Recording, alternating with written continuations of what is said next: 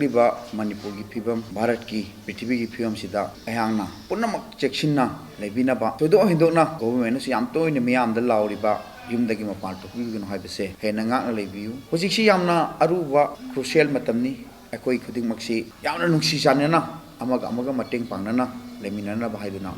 अइना appeal तौजरी ngasi अखोइगी पालिबा लेंगाक सिनसु लॉकडाउन तौदना मियाम थोंदनबा मखल मखागी ओइबा थौरांग लोखली अदुबु मसिदैदा अइना लेंगाक तौजनिबा अपीलना होजिक अखोइगी लॉकडाउन मनुंगसिदा थोलकपा कई अखोइ दंदी पीदुना फाइन तौबा मखल मखा ओइबा चथरी अयाम थोलकविसिंगसी गवर्नमेंटसु खंगे लेबाक मियामसु खंगे ताई फतबगी एसेंशियल कमोडिटीज लेबा अना एकी ngатani अदुना मखोइसिंगसी खरा येंगबीबा मरुइना ख्वाइरी मरुइसी हिंगनबगी पोलम गवर्नमेंटसु तोइना लाउरी चाना थकनबा हाइबसिने ख्वाइ मरुइसी अदुना हुजिबोगी ओइनादी अखोइगी स्टेट लेंगांगना नत्रगा केंद्र लेंगांगना चाना थकनबसिगी ओइबा पोलमसी मयामसे टोटल सर्वे तबो मतमदा खजिदिंग पेनदबो उइजै अदुना मखोइसु हिंगदबगी ख्वाइ लेतदुना मपान थोलगा पोट थिरै मसिना मरम ओइदुना लॉकडाउन थुगाइरकपनि हुजिक केंद्र केंद्रदा नेशनल फूड सिक्योरिटी एक्ट की चेंग पीबा नतना अतोप करिंबो पीबा लेते हाइरबा चेंग सिंग असिना मयाम पुन्ना येलो हाइबनि अदुगा नेशनल फूड सिक्योरिटी एक्ट की लाइरबा सिंग से मोगी सरुम से खातोग इना खुमरसुं पिखलक्तोनि एनीवे लेतबो मतमनि को शेयर तौनबी ऑनरेबल चीफ मिनिस्टर ना पीबा अपील कोइ म्याम लोइमक अदुम याजि हुजिक सरकार ना तौरिबसी नेशनल फूड सिक्योरिटी एक्ट की चेंग सिंग असे मम लौररोय हाइबा नतना अतोप लेते अखोइगी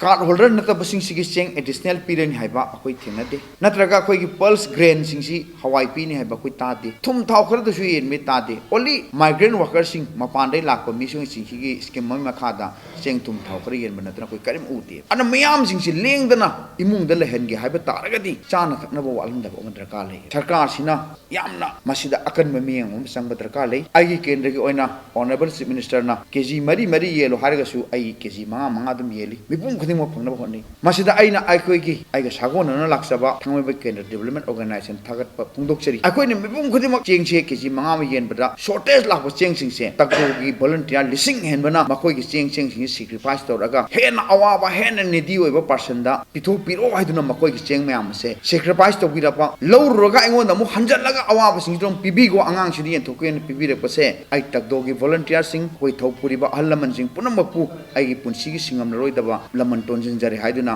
आइना तकदोगी इसिलि नाउ इमे आइबेल इसी एचल खोइ खोइ पोइ हांगना नोलुक्सरी अदुगो हुजिक ngarang nahan अखोइना सुम तौबदा सरकारनसु याम अकनबा थौरांग चंगजनबगी वफम अमा लाई मनक सिदेदा नुंगाइतबा थौदो खरा सुदुम ताइ मसी खसु खदन कंसिडर तौबियु यारी पोक्ता कर्फ्यू थुगादना थोलकपा अमा पुलिस एएसआई हाइब्रा कैनो अमना फुरुबदगी सस्पेंड तौबिरे हाइबगुंबा करिगुंबा आइदि हुजि एट दिस जंक्चर आई तहनिंगदे हुजिक सी लेबाक म्याम फुनमंग नाखोने थागतकदबसे हेल्थ वर्कर नर्सेस डॉक्टर अमसुंग लॉ एंड ऑर्डर नाइबा पुलिस से मखोई कैटेगरी मरि से कोई कांगम लोरिदबा कोई लमन टोंचलबनि मनपुर म्याम फुनमंग ngasi कोरोना वायरस लांथेंगना होनबदा नर्सिंग हेल्थ वर्कर्सिंग डॉक्टर सिंगसिना मखोइदा सोलकनि कीदना अहिंग नुंदिन तिमदन लांथेंगनरिबने मसी म्याम पुनमदा संदोरक्तनबना मणिपुर की security force Manipur police MR ma'am सिना ngaibane मखोइदा रिस्क फैक्टर से मोइ काउथोइनेबा सिदैदा सोयांगाम खरा यावबगी मी अमा थोलकपदा थोनिंगदबदगी मयाम तोरकनबा हेना फनब होरकपदा खितंग चाइ अमा कल्लुइ खोलै प्रजा मयाम से थोइनाम कन वारोबिदबा मोइसु तमथीना येगनब ओइना खनब फुबसु ओइरमोय अदुना सस्पेंड गसी मरकता तौबगा से आइदे ऑनरेबल चीफ मिनिस्टर अपील तौजरी गवर्नमेंट से अपील तौजरी सस्पेंड गदो तौबिरुनु piggy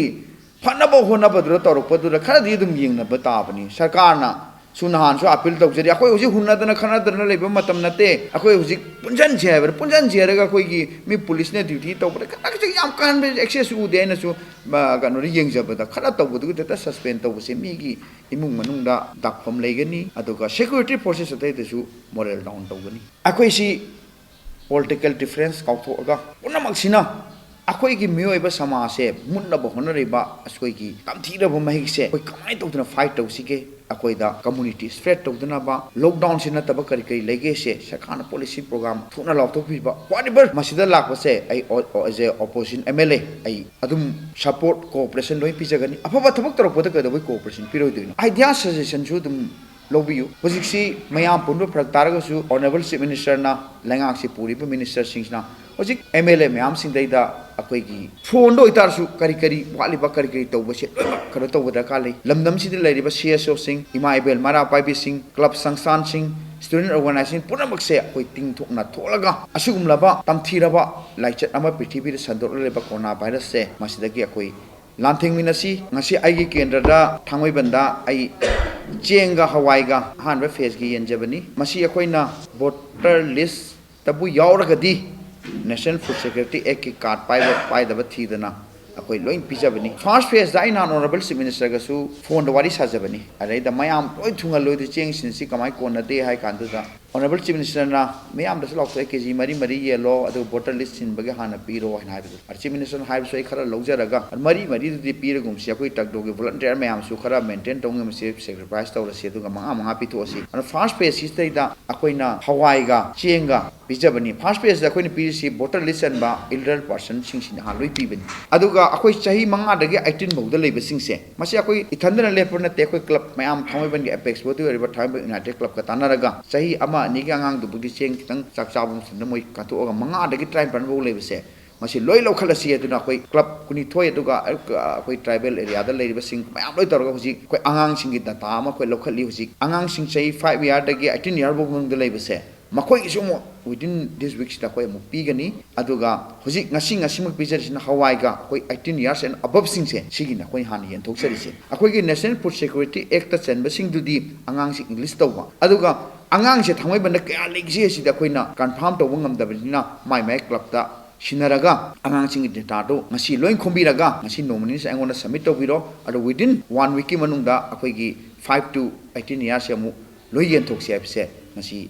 aya amasung takdo tak punamak na lawina ba phiremni aduna meyam punamak na su thamaiban gi praja kunum sa koi cheng phangau re ba pakhat pi ginu kana gu mamana phangau da lere dana ngasi phangau da lesu concern club ta ai singa nang se tangai phatadana hospital chalu bodi lahong dre adu lo hai bi odum ai hayeng na tra hangsit yum da dum thilak na bai senja ge aduna masim tang soi thamaiban praja meyam da kemjari